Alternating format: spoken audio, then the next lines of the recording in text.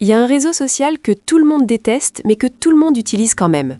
Un réseau où on se force à sourire, où on fabrique une version de soi-même qu'on ne reconnaît plus, où le PDG qui vient de licencier 200 personnes poste une photo de lui qui pleure en disant que c'était la décision la plus difficile de sa vie. Où des gens racontent l'histoire de leur grand-mère morte pour vendre une formation en ligne. Ce réseau, c'est LinkedIn. Et on va parler aujourd'hui de pourquoi c'est objectivement le pire réseau social qui existe. Pas le plus dangereux, pas le plus addictif, le pire. Parce que c'est le seul qui réussit à être à la fois ennuyeux, toxique, hypocrite et une menace pour ta vie privée. Et en plus, tu es obligé d'y être. Installe-toi, on y va.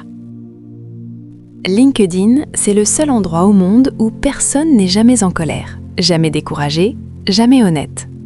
Tout le monde est ravi d'annoncer, fier de partager, humbled and honored.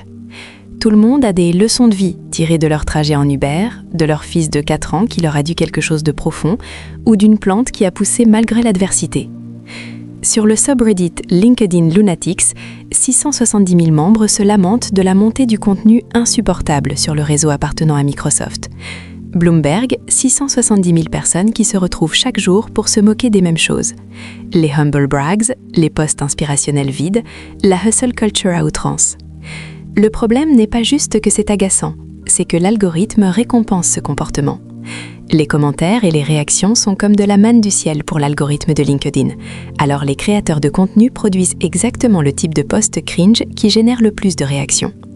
Résultat, un cercle vicieux. Plus tu es faux et théâtral, plus tu es visible. Plus tu es visible, plus les autres imitent ta façon d'être faux. Et toute la plateforme dérive vers un niveau de sincérité proche de zéro. Les utilisateurs reprennent les mêmes buzzwords, thought leader, team player, la même nouvelle langue corporate qui donne l'impression de remplir un moule plutôt que de s'exprimer vraiment. Les sections commentaires ressemblent à des rituels d'entreprise plutôt qu'à de vraies interactions humaines. C'est Facebook en costume. Mais LinkedIn ne se contente pas d'être faux. Il est aussi activement toxique pour la santé mentale. La plateforme est le temple mondial de ce qu'on appelle la hustle culture. Cette idée que ta valeur en tant qu'être humain se mesure à ta productivité, ton salaire, ton titre, tes heures de travail, et que si tu n'es pas en train de grinder à 5 heures du matin, tu n'es pas sérieux.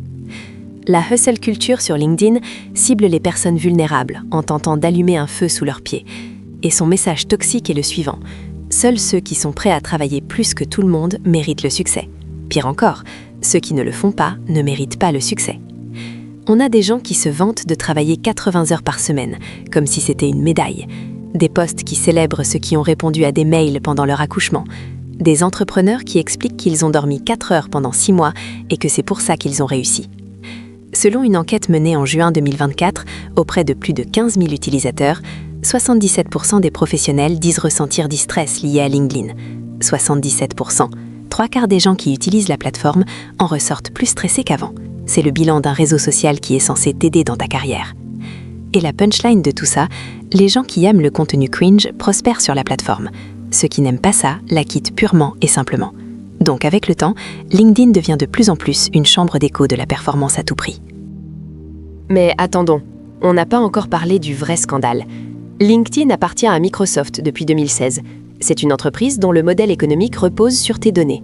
Et tes données sur LinkedIn sont particulièrement précieuses parce qu'elles sont précises, vérifiées et professionnelles.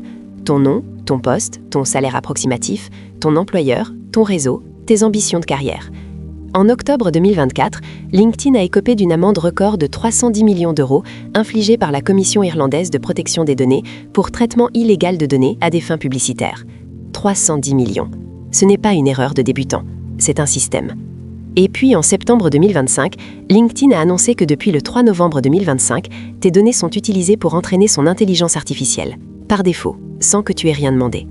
Profil, publication, like, commentaires, localisation, historique d'activité, tout est utilisé pour alimenter ces modèles d'IA. Tu pouvais t'y opposer, mais il fallait le savoir et aller décrocher l'option dans les paramètres que personne ne lit. Et plus récemment encore, l'affaire dite Browsergate. LinkedIn a été soupçonné de surveiller les navigateurs de ses utilisateurs et de collecter des données sensibles sans consentement clair. LinkedIn a répondu de façon évasive et Microsoft n'a fait aucun communiqué officiel. Ce n'est pas anodin sur une plateforme où ils ont déjà ton nom, ton boulot, ton employeur et ton réseau complet. Tu ne paies pas LinkedIn, mais tu paies LinkedIn, avec chaque ligne de ton CV. Et puisqu'on parle de ce qu'on te prend à ton insu, parlons des arnaques. Sur les 6 premiers mois de 2024, LinkedIn a intercepté 86 millions de faux comptes, un chiffre en hausse de 50% sur un an. Puis en 2024 au total, 156 millions de faux comptes ont été détectés, un record absolu. Ces faux comptes servent à quoi? À te voler. Des fausses offres d'emploi qui récupèrent tes données personnelles, des recruteurs fictifs qui demandent une avance pour couvrir les frais de formation, des messages de phishing sophistiqués qui imitent parfaitement des entreprises réelles. Des analystes ont démontré que les messages frauduleux paraissent légitimes, envoyés depuis des profils soignés, et les échanges privés échappent largement aux outils de sécurité qui filtrent habituellement les emails. LinkedIn est devenu la plateforme préférée des hackers et des escrocs parce que c'est l'endroit où les gens baissent leur garde. On fait confiance aux gens en costume. On croit qu'un réseau professionnel est plus sûr. C'est exactement sur ça que misent les arnaqueurs.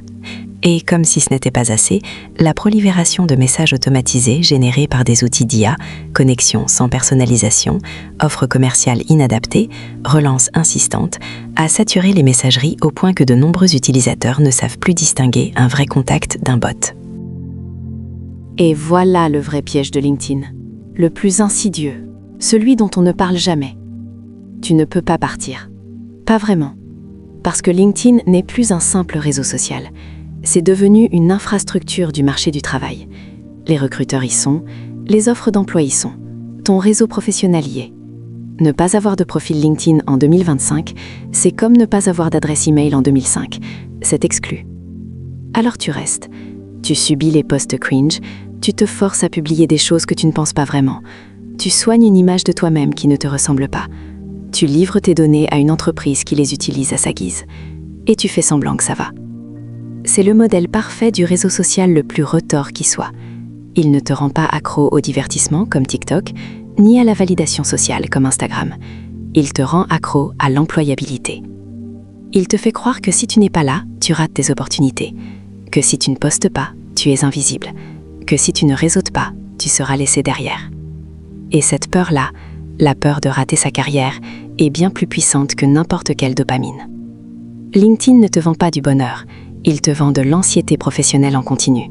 Et il a trouvé comment te faire payer pour ça. Alors, qu'est-ce qu'on fait?